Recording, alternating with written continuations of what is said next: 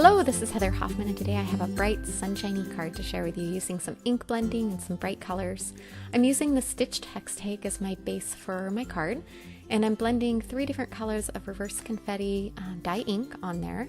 I'm using blending brushes. That's kind of my favorite way to do ink blending these days.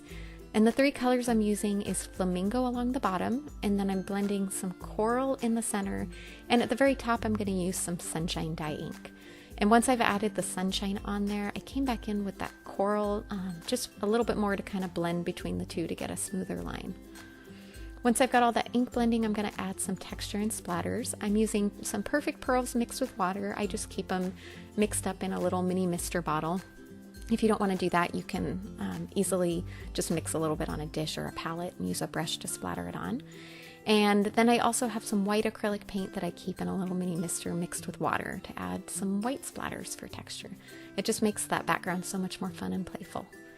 Now I have some cute little images that I'm adding to color on. These are from the Ice Cream Social Stamp set. And I'm leaving each of my Copic colors sitting there so you can see, and I kind of zoomed my camera in so you could see my coloring as I went along. I'm going to go ahead and pause my talking and let you just watch the coloring if you'd like, or skip ahead through that part if that's not something that interests you. And then I'll come back in a few minutes here with the rest of the details as we finish this card.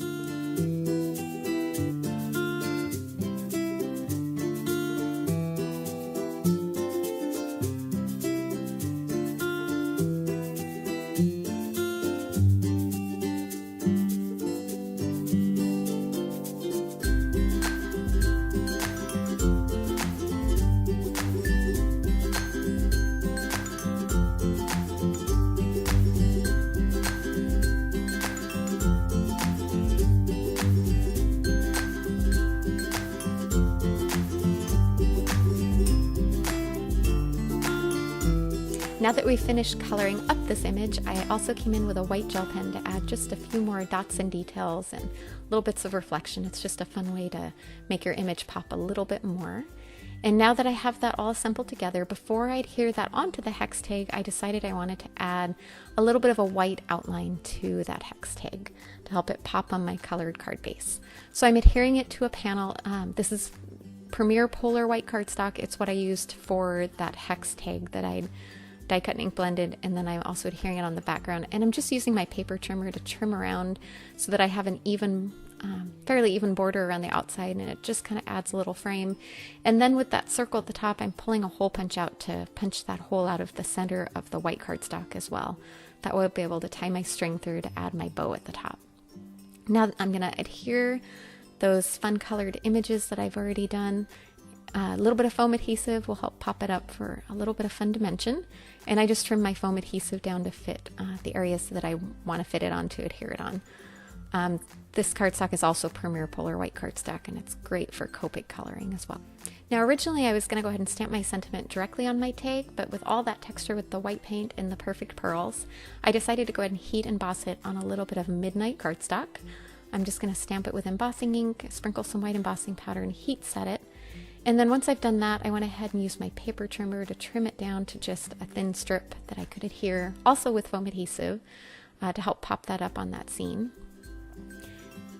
And then I can pop the entire thing, and I'm using my scissors to trim off the sides as well. I almost trimmed it into a banner shape, but I decided just to keep it a simple rectangle. And then again, like I said, I'm popping it up with foam adhesive. That way it matches with that fun image, so it kind of just pops the whole scene off the background. Now I'm going to add a little bit of black jute twine. It's just kind of a rough, rustic twine. You could use baker's twine or any kind of ribbon you wanted, but I did a double layer so I could tie a fun bow at the top. And I did the black just because I thought it popped well with the sentiment on there. Added a little bit of contrast.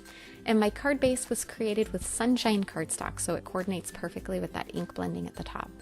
And even though this makes it a nice thick and bumpy card, I still added more foam adhesive behind the hex tag to pop it up on the card for lots of dimension and to give a little shadow effect. I also added a tiny dot of glue behind the bow. That way I can kind of help it to dry exactly where I want, and it won't move or come untied on me later down the road. Thanks so much for coming by today. Have a wonderful day.